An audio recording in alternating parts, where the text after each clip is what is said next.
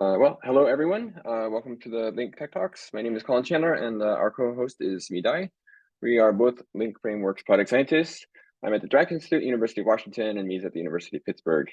LINCC Tech Talks include presentations and demonstrations that showcase work done by the broader Rubin software and archives community with the goal of further enabling LSST science. Unlike traditional talks you might hear at a conference, Tech Talks highlight the technical aspects of the work being done. We hope these talks provide a useful forum for a range of groups and authors to present, learn about, and discuss efforts of interest in the analysis of LSST data. LINCC Tech Talks are delivered virtually every second Thursday of the month at 10 a.m. Pacific. Today, our speakers are Neven, Caplar, and Doug Branton, both of LINCC Frameworks here at the University of Washington. Neven came to us from Precision Astronomy Group, where he worked on the Subaru Prime Focus spectrograph. He's involved in the scientific validation of LSTC survey and specializes in time domain science, including challenges associated with large data sets. You may also recognize Neven as our founding host of the LINCC Tech Talks. Doug is a LINCC Framework software engineer who joined us after 5 years working at Hubble Space Telescope. Doug specializes in applications combining data science, machine learning, and novel software engineering techniques to tackle petascale data sets. So please do ask questions in Zoom or in the hashtag LINCC Tech Talks channel on Slack. On Zoom, you can type questions into chat or raise your hand. And as a friendly reminder, again, these talks are being recorded and they will be posted on our YouTube channel at a later date. So with that, Neven and Doug, please take it away. Okay, thank you. Thank you very much, Colin. That's not what I wanted to. Auspicious start. Okay. Thank you very much. And as Colin mentioned, I will be talking about basically LSDB and tape, or how do we want to enable scalable analysis across large data sets as part of the LINCC frameworks. As you might be aware, just a very brief intro. So we, as a part of the LINCC frameworks projects, what do we try to do? It's a collaboration between University of Washington, Carnegie Mellon, Discovery Alliance, Pittsburgh Neuer Lab, and we are trying to develop software systems for key LSST science and combining packages developed by users, our own packages, industry standards, and such to enable, I mentioned it multiple times already, scalable science. So what is the problem? So let's look at just the Rubin.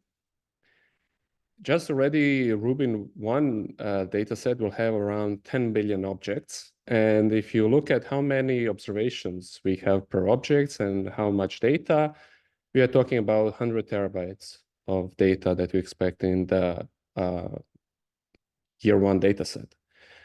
And it's not just a Rubin problem. There will be many telescopes, some of them listed here, already being built or coming, that will have these huge amounts of objects.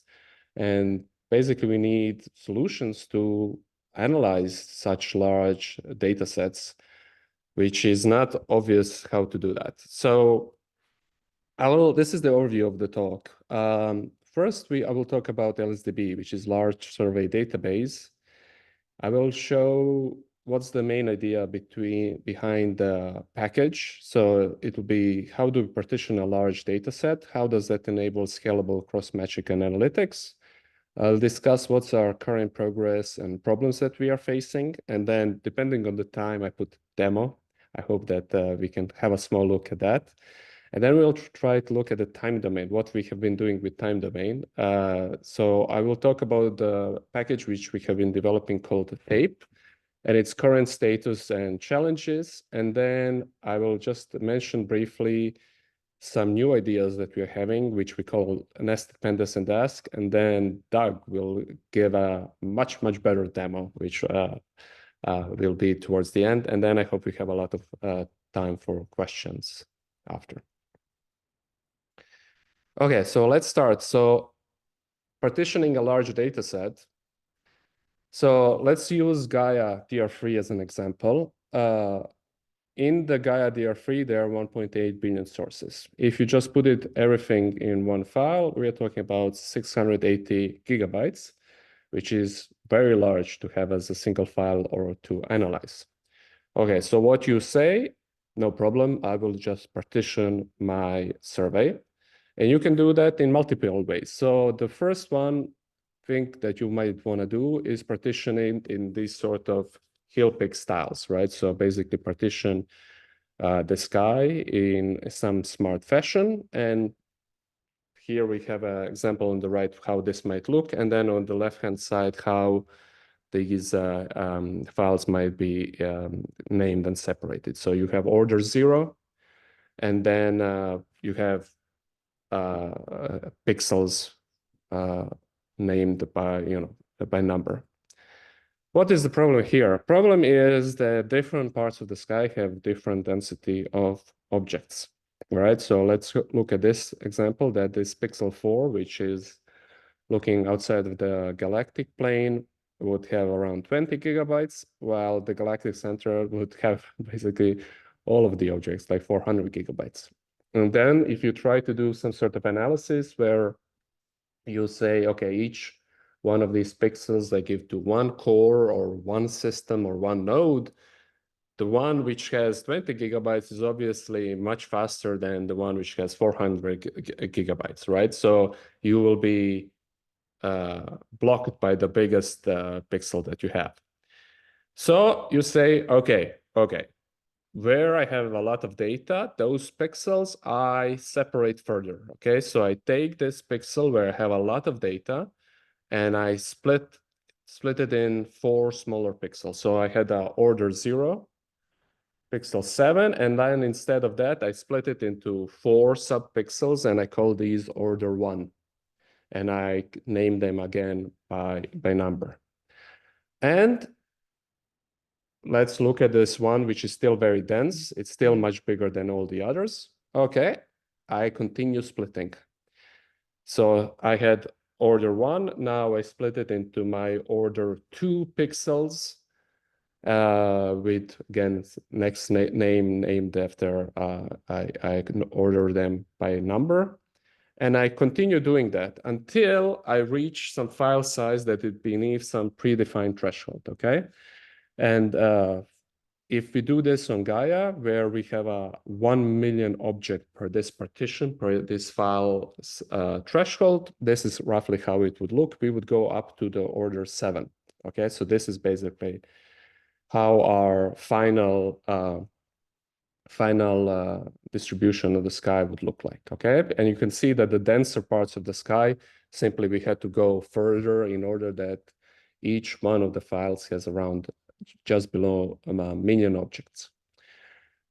Okay, and then, so now we have all of these files. We have many, many files, and they have a name which is indicative of how large the part of the sky they are describing. The higher the order, the smaller chunk of the sky you are containing.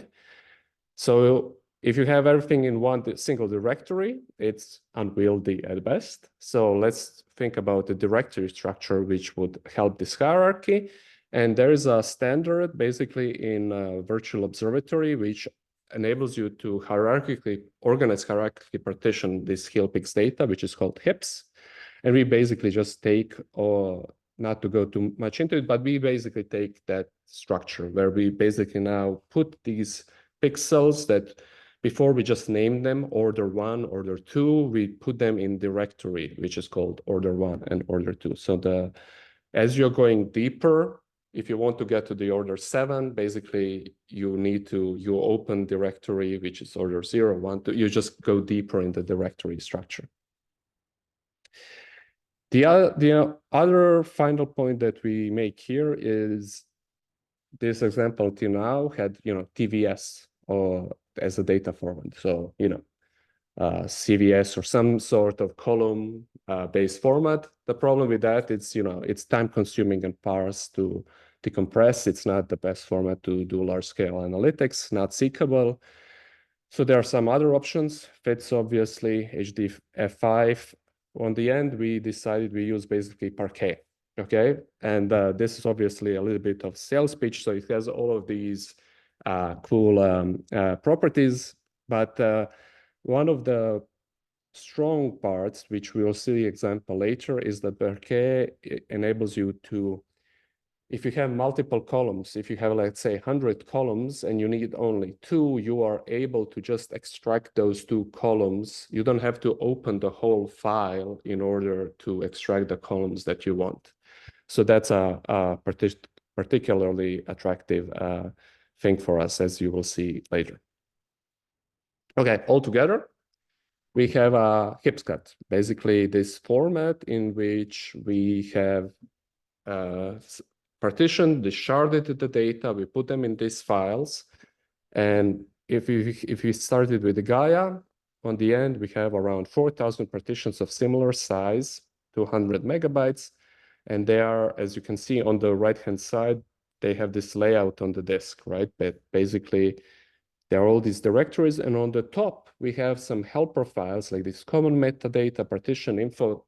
Those data enable us to basically remember what is stored in these files, which pixel corresponds where on the sky, and basically enables us to search through the data and access them more easily. Okay. So what are the advantages? What can we do with this format, which I said called Healpix? And what I mentioned, what the previous slide a little bit mentioned, is working title, which we'll probably have to change a little bit. Okay, I'm here. We'll have to change with the confusion with the real Healpix catalogs. But stay tuned for that. Okay, so use cases. There are several use cases. First of all is that downloading overlapping subsets of large catalogs. If you know what region of the sky you want, it's straightforward to take only the partitions that you want, right? Because for each one of these pixels, we know where it is on the sky, and we can get to it. That's in that top level information. Use case 2, efficiently download a subset of columns, as I was saying.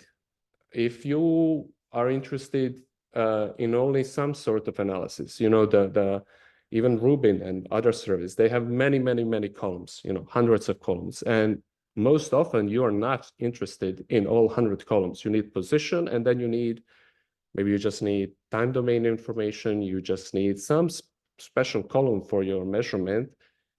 You don't have to get into the memory all of the columns that you want. So if the survey has 100 columns, you need only 5. That means that you need to load into memory only 5% of the data, and your analysis is much more efficient.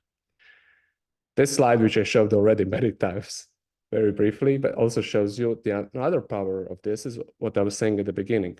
We are enabling you to do complex searches and spatial processing very efficiently, because each pixel has the same amount of data. So let's say that you have 100 cores. You can send 100 pixels to your 100 cores, and they'll be done in roughly the same amount of time. Theoretically, you know, if you have, previous example Gaia had 3,943 partitions. If you have 3,093 partitions, you can do it all in nodes, cores. You can do it all in the time that it would take you basically to, you know, one core to analyze one pixel. It's very well distributed. Cloud compatible, yes. So you can basically, and I will show that, work on it also on the cloud. The other example is if you have 2 catalogs which are sharded in the same way.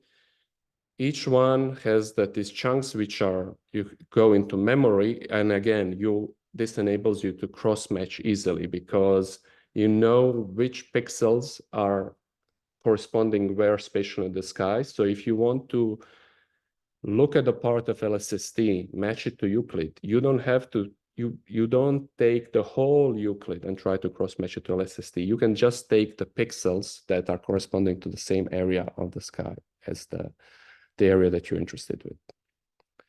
Okay, so those were the couple use cases. I want to show you now where we are in developing this system, which I called Healpix, to shard this data. Okay, so at the moment, the main things that we are doing is we are collaborating with NASA to provide data set in this format. So I will try to show you. We have currently implemented this on Fornex. Fornex is a NASA science platform which is being developed to enable large-scale cloud computing resources to the community. And we already did some analysis where we, for instance, did analysis of ZTF and Gaia. The short-term goal is to enable analysis on large data sets which are hosted across different NASA agencies, such as ZTF and PanSTARRS, one being hosted in IPAC, Pasadena, one in Space Telescope in Baltimore. And we are having meetings over the summer to basically enable that. So some of that functionality, as I said, we already have enabled, but we want to demonstrate like full functionality and how the users will actually be able to use that during ADAS, the astronomical software conference, which is held in November. And then I think, which will be of interest to many of you during the AAS conference when it hits next January. Another thing which we did last month, we were at the IVO meeting, so International Virtual Observatory Association meeting in Sydney, Australia, where we're proposing this sharding, this distribution as a virtual observatory standard. And we have tested this concept with various data sets, which I listed some of them here. For instance, I want maybe mention Zubercal, which you see here on the right, which is a very large data set. It's basically reprocessing of the ZTF around 11 terabytes, which we basically, again, we are able to reprocess in this kind of way. So this is the standard how we try to distribute the data.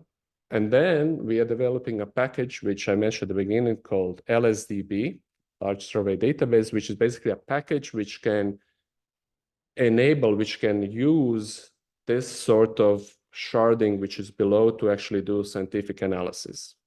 And I have pointed out just like a couple of interesting scientific projects that people have been working with us, and I will show you a little bit later some of them. One of them is, for instance, search of the unusual variables in ZTF, led by Andy Tzadzidakis here at the University of Washington. Then search for streams in Delve and Gaia, so basically cross-matching the Delve and Gaia, which is a project led by Julie Xu at Carnegie Observatories. Then another interesting project is to search for basically streams and because you're trying to generate 3D maps of Milky Way galaxy. And this is led by Dr. Palaversa from Institute in Croatia. So before we look at the small demo, you can use this code on your own. And what you need to do is run this command on the top, conda install, and basically look at conda forge and install LSDB. You can do it on whatever you want to do, on your machine, your cloud, your cluster. Read the documentation. It needs some work, but it's already quite helpful. If you have a small data set and you want to work with it, you can hipscat it. You can shard it in this way already with this LSDB package. If you have a very large data set, such as Gaia, we have a special package which enables you to import it into this special way, which we call hipscat import. And I think our goal is to enable users to download the data, which is already in this hipscat format, which will be accessible via this website, which I wrote here, data.lsdb.io. There are multiple other ways that you can get in touch with this, which is GitHub issues, email, LSST Slack. So if you're on a LSST Corporation Slack, link LSDB. And then we have our working group, which I put some information here, basically Google group, hipscat working group. And we have meetings like working office hours every Wednesday. And then we have big meetings, 10 a.m. Pacific every Friday. Okay, I think I have a little bit of time and I want to show you a little bit of this code. And so what I'm doing here, I'm running this exactly on this Fornex platform that I was mentioning to you. So this is on the cloud provided by NASA. And this will be the simplest tutorial ever, just for the sake of time, where you see I'm loading this LSDB. And here are my data. So we are allowing you, we have these data sets like Gaia and ZTF as an example. We have it on our machines here in University of Washington, and those are freely downloadable and you can use that. But this is what we are trying to enable with NASA, basically, that all these data sets are in AWS buckets that you can then load. And then I am loading just part of the data. And this is a little bit what I was saying. We will load just a small cone search, a small cone at the location in the sky, and we will just load few columns. And as you can see, that's what I was saying. I don't want to load the whole Gaia. I just want to do analysis on a small section of the Gaia first, and then later I can maybe scale up my analysis. These errors were not here when we did this demo 3 weeks ago, but that's okay. That's fun. This we are showing you here that the names of how you can get the names of all of the columns that you have in your data set.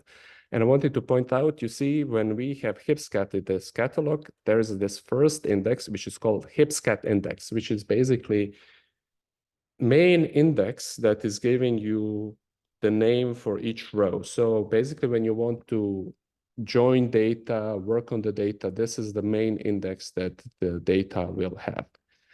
And then we wanted to show you this main thing here. Look at this. So we have loaded the data, but when you look at it, there is no data being loaded yet. The main point of this whole approach is that we are doing lazy loading at the beginning, right? So we have loaded this guy a little. It only has raw and DAC, and it only has 4 partitions, right? There were 4,000 partitions at the top. We only look at a small part. So the code knows, oh, I'm only actually looking at 4 partitions. I can forget about everything else. And everything is very fast because we are not doing computation at the beginning. Only when I click compute, at that point, I'm loading my Gaia data into the pandas data frame, and I can then actually work on it. So then the next thing is, let's load also ZTF. We will try to match ZTF and Gaia. I'm loading ZTF data, and I'm loading ZTF objects and sources, right? So this is the LSST speak, where we have objects, the non-variable things which are always in the sky, and sources is basically LSST speak for detections. And of course, ZTF has many more detections than stationary objects.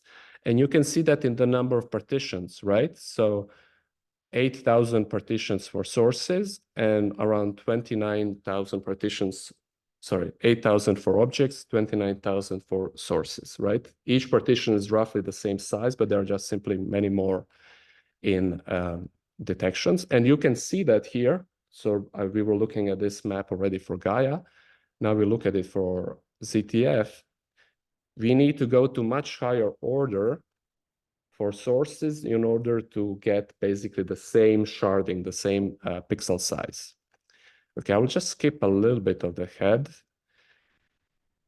And I want to show you, what do I want to show you? I want to show you here, okay? So at the end, what do? We can do something like this, Gaia cross-match ZTF objects. And this is an example of a query where you might wanna do some sort of selection for the objects of interest.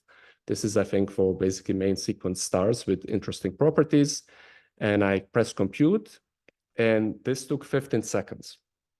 Okay, so if I want, I can scale up to even larger, but for this example, which is on the couple of square degrees, on four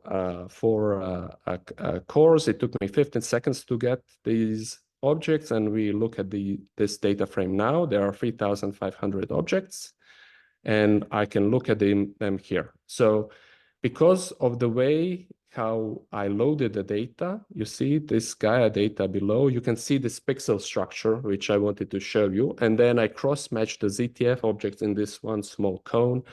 And here we have an example of the result. And then I could export my results. And of course, you can do analytics for instance, mapping your function over such partitions, etc. Okay, in the interest of time, I will just continue forward because I want to give Doug quite a bit of time to show you a very interesting demo at the end. So as you have seen, we have basically talked about sharding the data, how we can basically cross-match to large-scale analytics. But that was basically on the level of catalogs. We didn't really talk about time domain. So one of the goals of the LINCC frameworks was obviously to enable time domain analysis because that's such a big part of the Rubin and LSST world.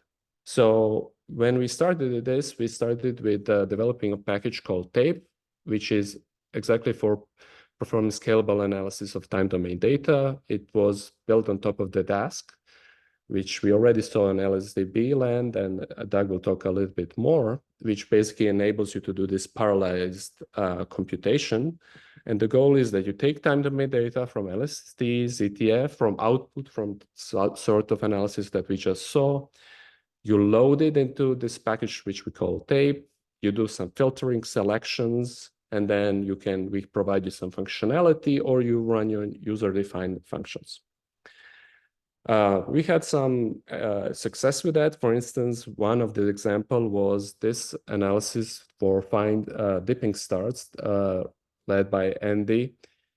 So what he was doing is, as you can see here, he took ZTF data, so the object and sources, he would cross-match with Gaia, with LSDB, which is very efficient at doing that, and then he was doing his own functions, basically searching through 60 million light curves in order to find the stars which have such depths. I wanted to show you another similar project which we are starting to working recently, which is basically to find the stars with dips, basically when you have a planetary transit, which, for instance, TESS and Caplar found many. LSST will be also very sensitive to these objects, but it'll be sensitive in a different way, right? In TESS and Caplar, you can really see a dip. In LSST, you will just see singular drops as a function of time. And only when you have a lot of data, you will be able to phase fold and see that planet. On the other hand, you will have so many more light curves than TESS or Caplar ever had. So basically, you have to do different, similar analysis, very computationally expensive on a very large amount of data. So that's exactly the type of analysis that we want to enable. The problem that we found is that we, at least at this moment, we were not able to basically enable that sort of analysis in the whole ZTF data set. Even Andy, when he's doing his analysis, he's basically doing the 2 million light curves at the time due to problems with DASK, due to memory leaks and such. And then another problem which we have is that we were treating objects and sources, this table separately, and Doug will talk more about that. So our plan in the near future is to use this nested pandas DASK project and to more closely integrate our time domain analysis with the HIPSCA data format, which I explained in the first part. The other thing which we are talking a lot in the time domain, our efforts, is what do we want to actually do? The first goal that we wanted to do from the beginning is to allow users to get data easily and quickly.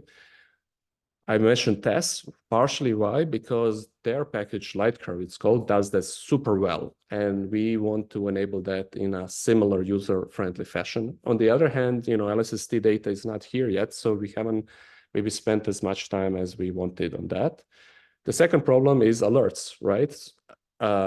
Everybody will want to use alerts. That will be the first thing that comes out of the LSST. On the other hand, you have seen the things that we have developing so far are not really aimed at enabling working on alerts. It's made on working on the large data sets, which are data release kind of format.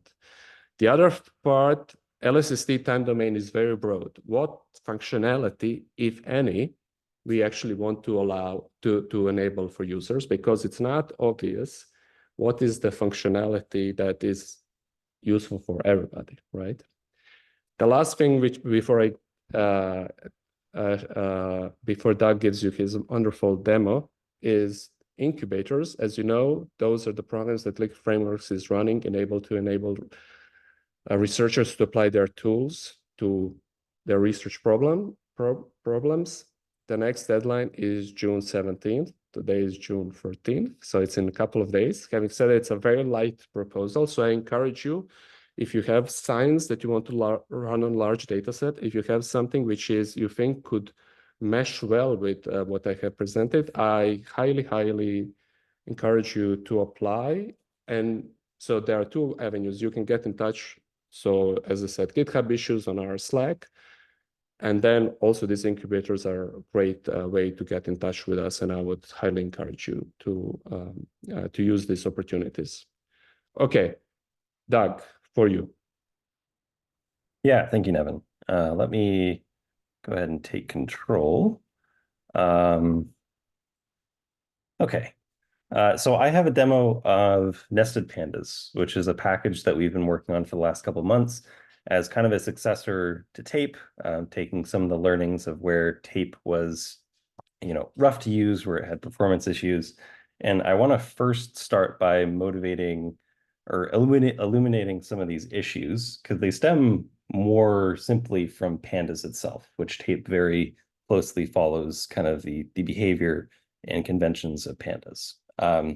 So in Pandas, with time domain data, the main challenge is really understanding how we can represent object level information alongside its actual time-stamped observations. In Rubin language, we refer to these as object and source, respectively.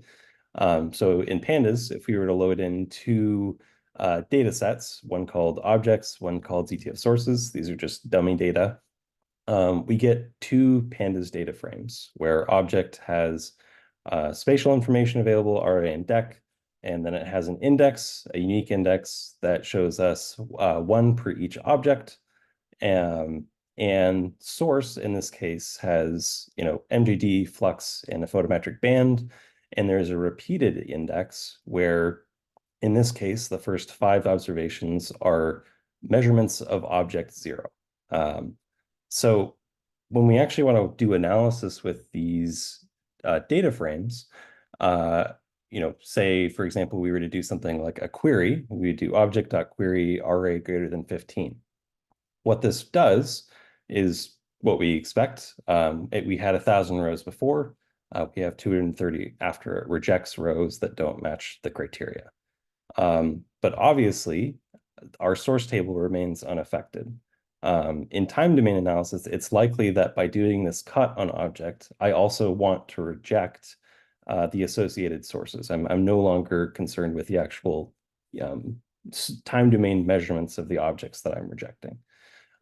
So in Pandas land, the way that I do this is I have to manually propagate the result. So in this case, the most common way to do this is via join. So I do source.join object, and I get queried source, which has 230,000 rows. There's 1,000 rows per object. So the problems with this from a user standpoint are, one, that I had to do this join myself. I had to indicate when I needed to do it. I needed to actually write the code and figure out the code to propagate that join. It introduces overhead on me as a user. The second point is that this join is an operation that takes time. And in Pandas, in particular DASK, this is often a significant amount of time spent anytime we invoke some kind of a join. So overall, what this does is it also creates opportunities for me as a user to make mistakes. I might forget to do this join and inadvertently apply my analysis function on all of my sources, even though I only care about a subset of objects that I've painstakingly filtered down to. That would introduce additional computational time that I didn't actually need to spend, and it might actually affect my results if I was doing any form of like aggregate statistics. So Nested Pandas is really a package that is designed to try to address these concerns. And the main way that it approaches this is by introducing the ability to nest data frames within data frames. So we take a look at the same data set, but this time being loaded in through Nested Pandas. We do the same read parquet calls, but this time we add this additional call add nested, or object.addNested source, and then we give it a string ZTF sources. This gets us back our object table, just as we had it before, RA and DEC information. But this time, there's this additional column, ZTF sources, which is specified by the string, which at first glance, it's not obvious what's here. But if we're actually able to take a look using typical Pandas API, object.lock 0, so look at the first row, and then look at the value of ZTF sources, we see that what we get is a data frame. So each value in here is a data frame. And in this particular case, for row 0, there's 1,000 rows. So it's only the sources that are tied to object 0. So each object has its own personal data frame of, in this case, ZTF sources available to it. Nested Pandas as a package is about giving tools to work with data in this format. So the first approach is just by using the standard Pandas API.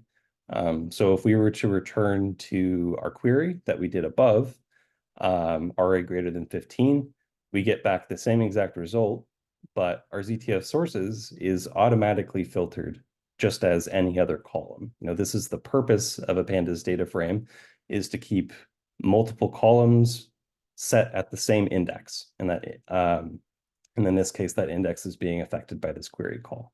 So we don't need, right away, we avoid a join. These ZTF sources are being kept just as any other column of information. The second approach is that Nested Pandas also equips a number of Pandas functions with additional functionality. So if we were to do another query, like ZTF sources.band equals G, what this syntax does is it tells query to target the ZTF sources nested layer.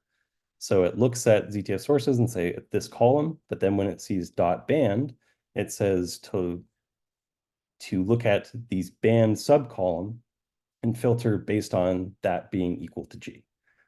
So this query does not actually affect the rows of the top level data frame. We have 1,000 after the result of the query, just as we had when loading the data. But what it does is affect the nested layer data directly. So if we were to do that same lock call where we look at this one sub data frame, this has 493 rows where the value of band is only G.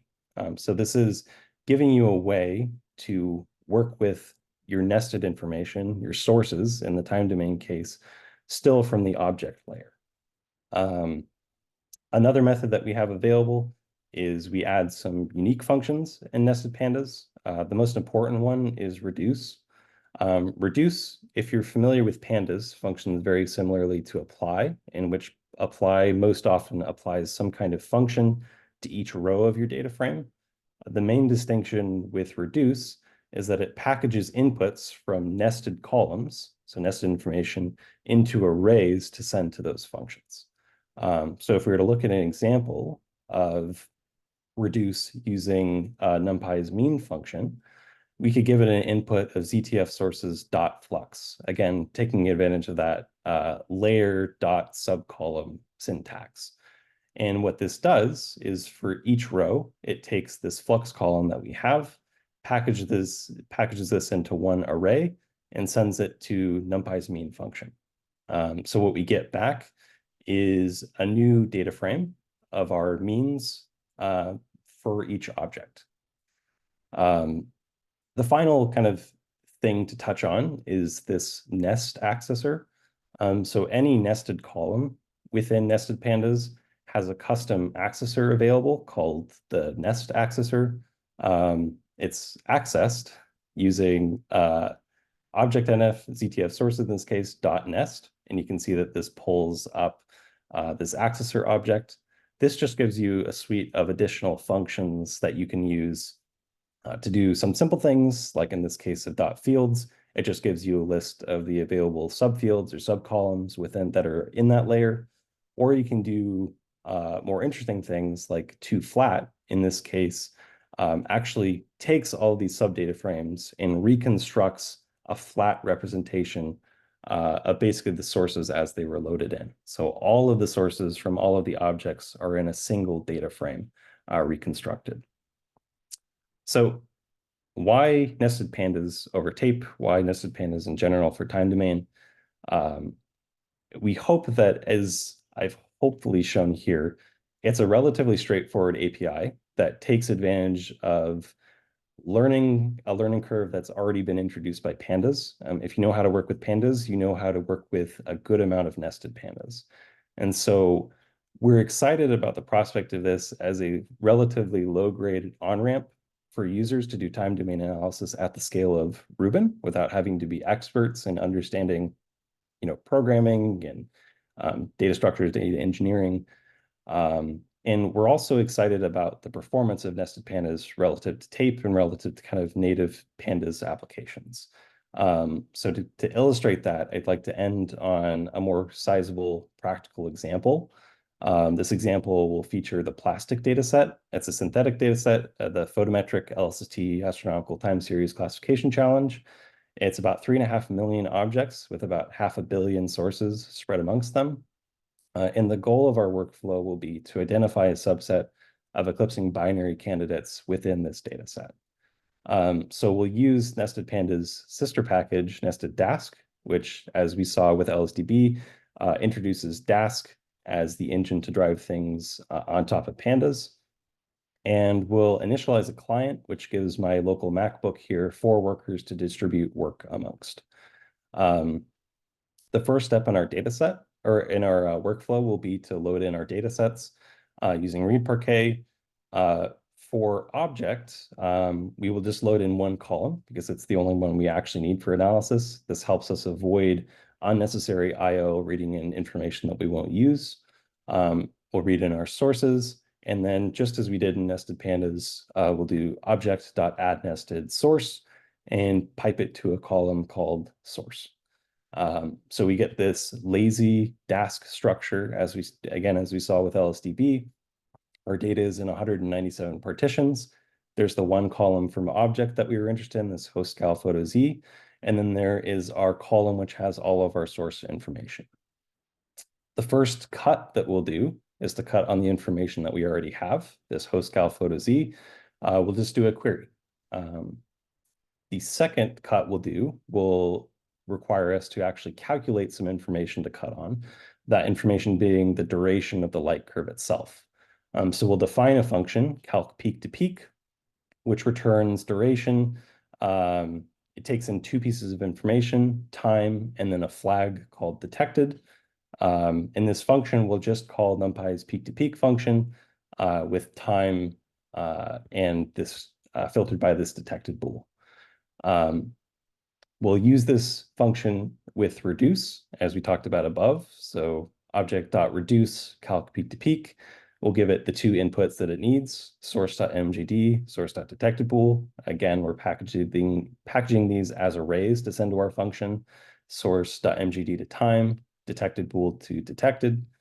And once that's run, then we can assign the result of this data frame back to our object table. And we see that we have it here. We have this new column called duration, and then we can cut on it just as we cut on host gal photo Z using a query. The final step takes advantage of a package called LightCurve, which has a set of feature extraction routines. The one that we'll take advantage of is called Otsu's method. I won't go into too much detail on why we're doing it, simply because I don't know. But we'll define a function which invokes it, and it will return us 4 different metrics. We'll only want to evaluate this on one band of data. So we'll do a query of source.passband equals 3. And then we'll apply this just as we've done before through reduce.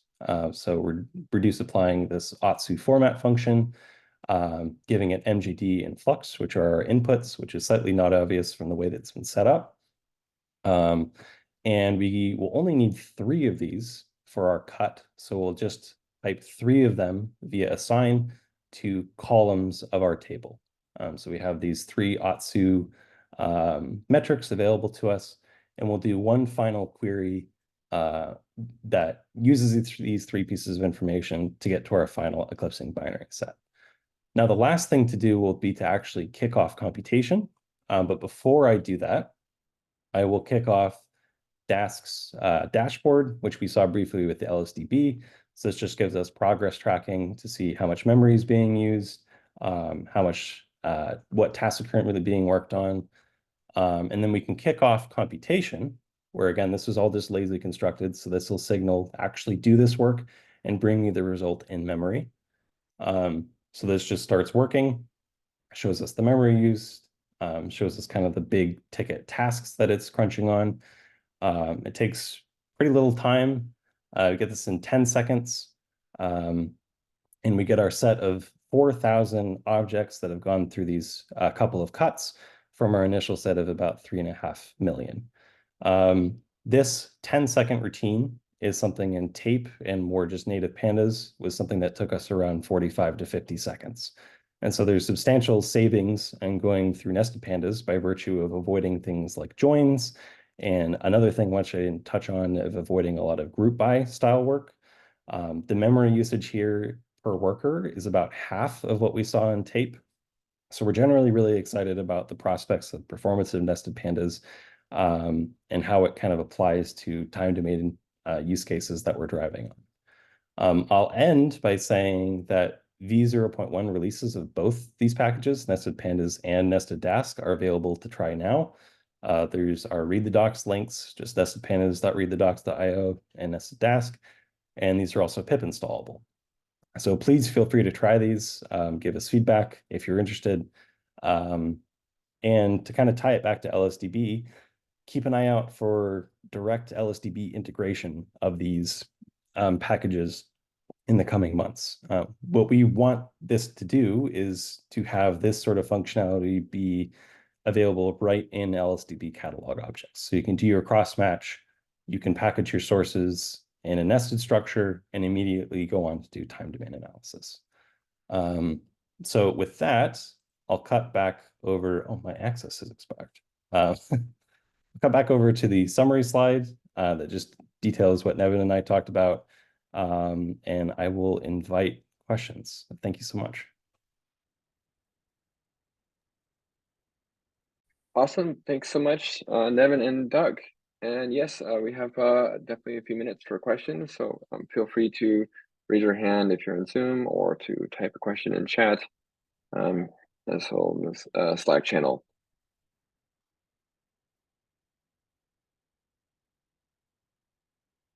I think while we're waiting, I'm going to ask for just a share initiative. So both of you talked both a lot about Parquet format, but just to clarify, you can work with other formats as well, right? Doug, please. Yes, you can. My answer is yes, but there might be other deeper reasons. Yeah, I mean, right at this moment with nested pandas, other file formats haven't been in our sort of MVP push, but we do plan to have support for other common formats like CSV.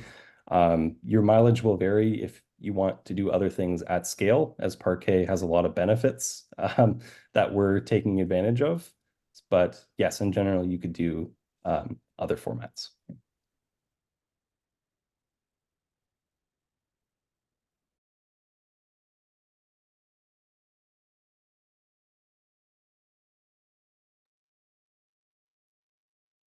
Okay, well, as we wait to give people time to mull things over, I'm going to ask another question, which I've asked Doug before, but I'm going to ask it again, which is how nested can you go with nested pandas?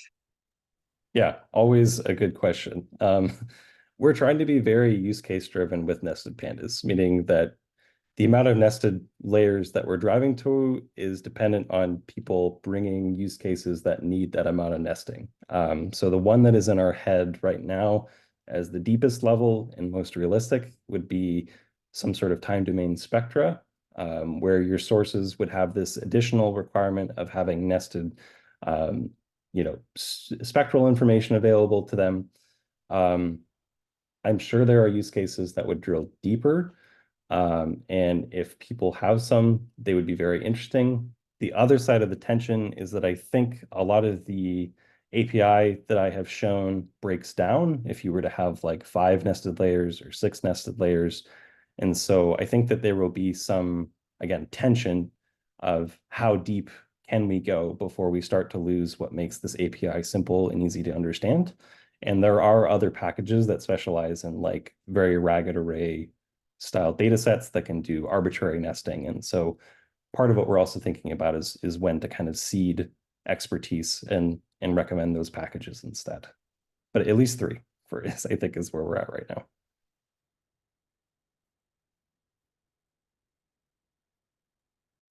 Great, thank you so much. Oh, we've got a question from Meg. Meg, if you'd care to unmute. Sure, hopefully you can hear me.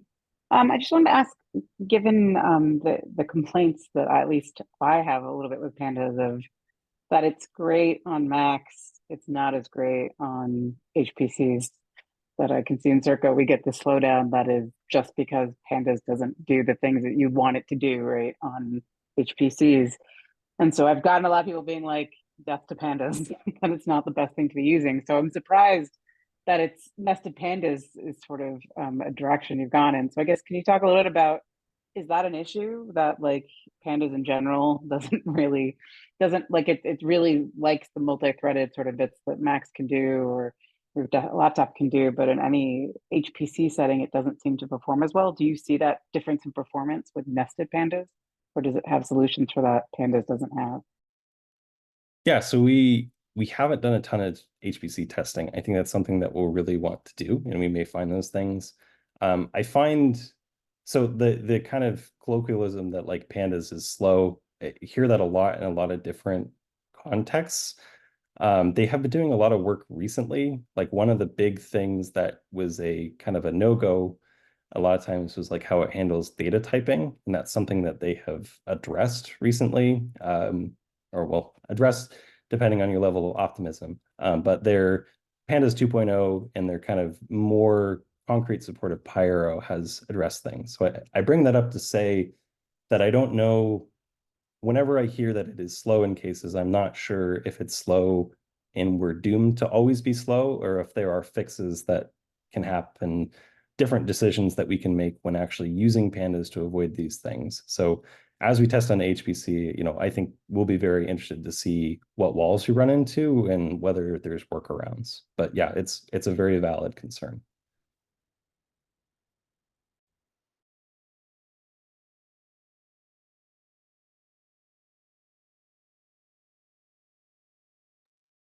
Right, yeah, thanks, Meg. That's a great question.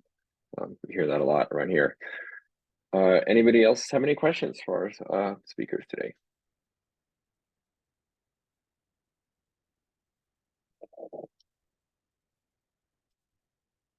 All right, awesome. Well, we can end on time. So thanks again to Neven and Doug for this excellent showcase. Thank you everyone for attending the Tech Talk series today. Our next Tech Talk will be on July 11th at 10 a.m. Pacific, where we'll be hearing from Joe Kyoka about a universe to be decided towards specialized foundation models for science. This is a large language model talk. Very excited about this. Please join the LSST #LINCC Tech Talks channel and the link, that's LINCC, at lists.lsst.org. The mailing list there for more information and future announcements. We will be posting the video from today on the YouTube channel in the next few days. And thank everybody again for joining us today.